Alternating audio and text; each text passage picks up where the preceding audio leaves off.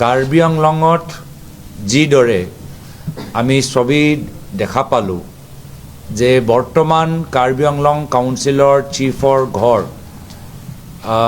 যিদৰে প্ৰতিবাদ কৰা ব্যক্তিসকলে তাত সোমাই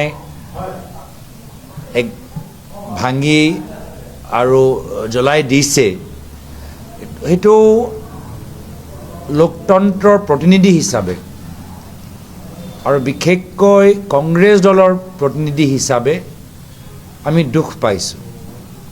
যিহেতু কংগ্ৰেছ দল সদায় মহাত্মা গান্ধীৰ ৰাস্তাৰ ওপৰত আগবাঢ়ি যোৱা এটা দল আৰু প্ৰতিবাদ প্ৰয়োজন। গণতান্ত্ৰিক দেশৰ ভিতৰত প্ৰতিবাদ প্ৰত্যেকগৰাকী অসমীয়াৰ তেওঁলোকৰ সাংবিধানিক অধিকাৰ, কিন্তু কেতিয়াও আমি প্ৰতিবাদৰ সময়ত হিংসা চৰকাৰ ফালৰ পৰা বা প্ৰতিবাদ কৰা মানুহসকলৰ পৰা আমি চাবলৈ নিবিচাৰোঁ।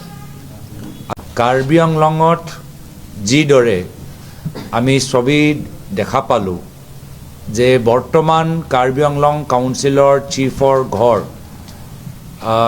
যিদৰে প্ৰতিবাদ কৰা ব্যক্তিসকলে তাত সোমাই